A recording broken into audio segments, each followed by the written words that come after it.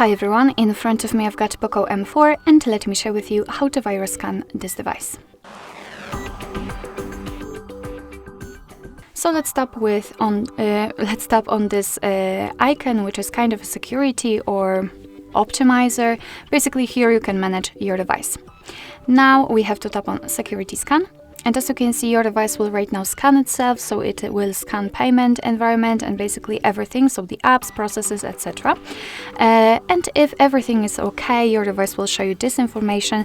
If it will find anything, on the other hand, it will of course show you the info where it has been found, and you will be able to take some actions to remove some problems.